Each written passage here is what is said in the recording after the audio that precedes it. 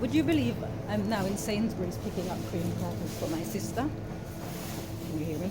Yes. So I'm in Sainsbury's now picking up cream crackers for my sister. I neglected to buy those last night. Would you believe I got to the shop last night?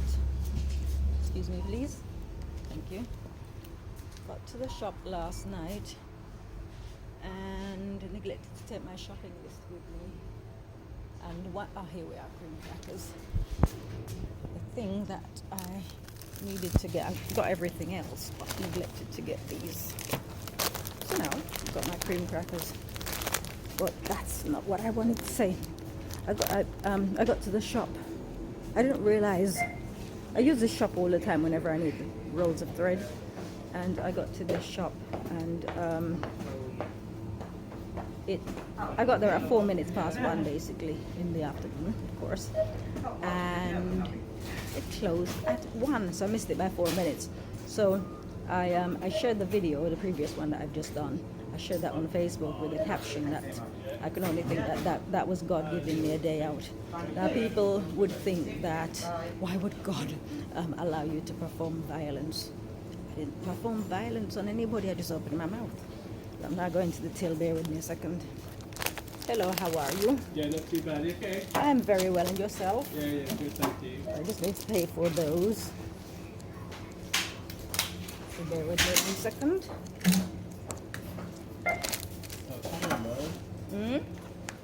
Nice candies, that's what I'm saying. Okay. I stand these twice in the room.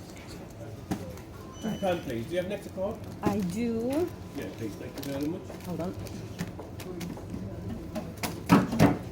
And I have change here somewhere. There you go. There's your £2. Yeah. And here's my next card.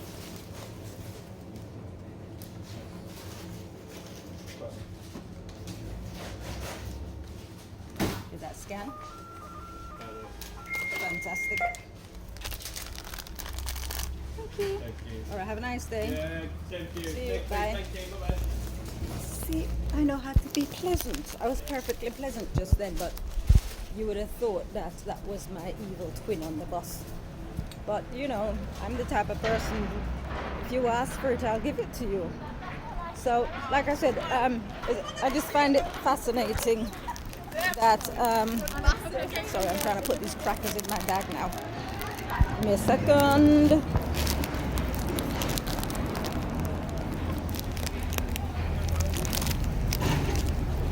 Yeah, so I find it fascinating the timing of which I went outside, because I could have gone at any time in the morning, but I didn't. I went at that particular point in the day, and I got there 4 minutes after the shop closed. I had no idea they closed at 1 on a Wednesday, because as I said, I use it all the time. But I don't know, maybe it's because of the coronavirus rules, where they're operating at different hours now, maybe. I don't know. But anyways, I've got a track record with God. Well, some of you don't believe in him. And I happen to, he signposts things. So, you know, you got there just in the nick of time, or you got there just a few minutes later, just so you can see. I mean, if I got there like an hour later, or I got there, I don't know, if I went the next day, I wouldn't have known that, you know, nothing would have seemed unusual. It would have just seemed like, you know, met some woman on the bus, and it kicked off, and went and got my thread. But the way God works, he shows you things. So, oh my gosh, sorry, I had my finger across the screen there. My apologies, but you can hear me anyway. Yeah, the way he works, he signposts things so that you can, if you like, you would look at it like a coincidence, or, you know, something. So the fact, and not just that, the fact that I got on that particular bus, I mean, this is a journey that I could walk. It takes a little bit of time, but it's walking distance. It's a nice sunny day, so I'll probably walk the rest of the way back. just to wear off some of my adrenaline, because God knows I'm high after that experience, but I'm that type, you know. So I was going to post the video last night, but I didn't have the opportunity. But that was to do with my adventures at the hospital. I was there all day with my sister yesterday, and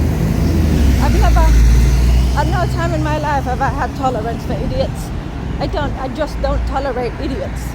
And you know, so I've got all right. So basically, this is what people will do, which is why, you know, you see refugee type women with their children. Just anybody, they use their children as a begging device.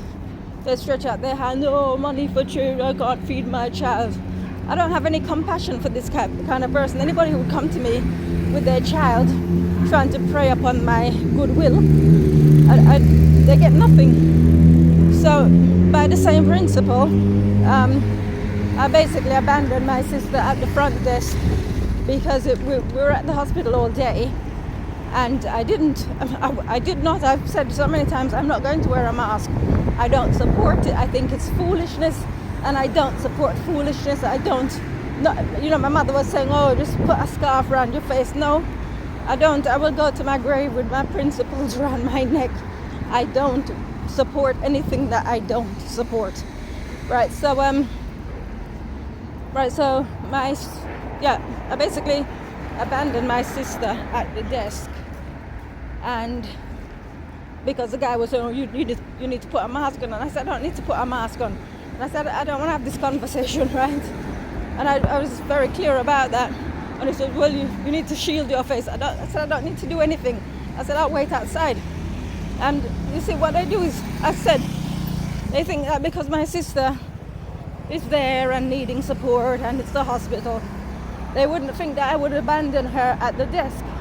So I sodded off, and it was freezing cold. I had my shorts on because my knee was dodgy. This time yesterday I wouldn't have been, I'm walking now, but this time yesterday I wouldn't have been able to do this because I had that injury before, and I knew that it would wear off after 24 hours or so, which it has done. But so I had my shorts on because I was hoping I could get a bandage or something for my knee, and it would have been easier if my leg wasn't hidden underneath my leggings or my trousers. So I basically sodded off and left my sister at the desk, and I thought that must have put shock in them, because that's not the kind of thing you would do. Because people, I try to explain to people, like in my sister's situation, one of the nurses said to me, oh, this must really be wrenching your family. And I'm thinking, what the hell are you talking about? And then I went again, and I said, I'm not the type that reacts with my emotions. I look at things in practical terms, and I get on with it. And then she still didn't get it. And she's saying, oh, you know, we have our moments, and we feel it differently and express it differently in our own time. And I'm thinking, you don't know what the hell you're talking about. I'm not the type of person to get my feelings engaged in anything. So I said, when this guy at the desk telling me I need to put on a mask, and I've already been there, we're leaving now, and I said, well, I wait outside. He was so shocked. He said, I'll keep an eye on your sister. And then he later came out while I was standing there, because I was making a point of standing right in front of the entrance, and there was this like big woman. When I say big, I mean fat, security type person ushering people in, and these dumbasses, they were so eagerly, one of them came out the car, a big enough woman, old enough to know better. And so this security type, heavyweight type person says to her, oh, because you had to take your mask off. You arrived, you take the mask that you're wearing off, and they give you a fresh one. So she says to the woman's coming out the car, and she goes, oh, I'll give you a mask. And she goes, oh, thank you. All delighted. And I thought, you dumbasses, right? Do you think I don't buy into this rubbish about any pandemic? What pandemic? I don't buy into it. I'm not playing along. I'm not doing anything. I'm just not getting involved. So I think with, the aggression, if you want to call it that, because, you're going to have aggression, but you don't have to express it. So the aggression that I was carrying yesterday, this woman got lucky that we were on the bus. Because I'm telling you, if we were in a private place, she would have ran. That's all I can say. I'm not saying I would have done anything to her, but I would have handled her completely differently. I wasn't aggressive. I was assertive. Was I aggressive? Maybe. I don't know. But I didn't raise my hands. I didn't raise my voice. I was just telling her what I think, and in no uncertain terms. But I don't think that if it was just the two of us walking down the road, or the two of us on the bus only, I don't believe she would have said that to me. I think she just started running her mouth because there was an audience. But I'm the kind of person, I don't care if it's just one person or a whole room, a whole stadium. I'm still going to say what I have to say. Right? So, like I said, for whatever the reasons are, that was my little adventure. I went out just to buy thread to do this job, and this is the better part.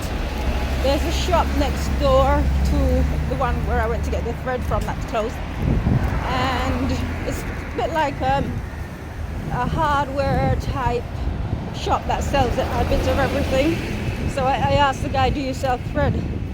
And he did. I'm not sure about the quality of it, but for what I need it for, I just need the right color. So that's my little adventure.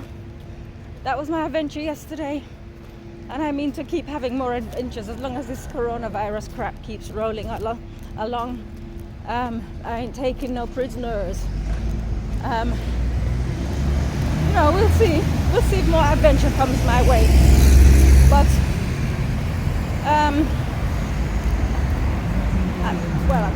I wouldn't begin to tell you how much I enjoyed that. I get a kick of dealing with idiots, especially in that kind of situation where her mouth ran away with her. And not just that, but she herself didn't have a mask, just that dirty piece of tissue covering her mouth. So what I did say to her as well, because this is a good thing. If you look better than someone, then you can very easily diminish them. So I said to her, I can't remember, I said I'm a health freak. I don't have any disease. Nobody's going to catch anything from me. And then I said, I asked her, how old are you? I'm probably older than you. And I said, how much older? I said, I'm 54. Are you 10, 20, 30, 40 years older than me? Because I'm sure if she was older than me, she wasn't that much older. But that really winds a person up when you're a lot older and you look you're not much older than them, or you're the same age. And by contrast, they could pass as your mother or someone, your aunt or somebody. So when my mother was on the phone trying to talk me down, and so when I got off, I said, I'm just playing with her. So as calm as you like, I said, I'm just playing. And literally that's how I can switch from one to the next. It's not a personality issue. It's just that you gotta know how to talk to people, how to say whatever it is you need to say to them. Now, I'm at a curtain shop and I'm gonna pop in because I need to see if they've got anything that I need. So see you guys later. Bye.